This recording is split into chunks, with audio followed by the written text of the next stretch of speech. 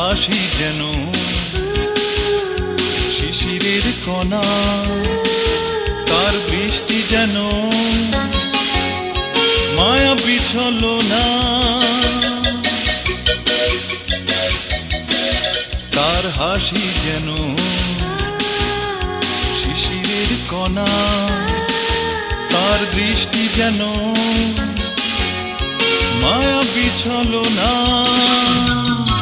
তাকে না দেখেও মনে হয় সে আমার অনেক দিনের চেনা।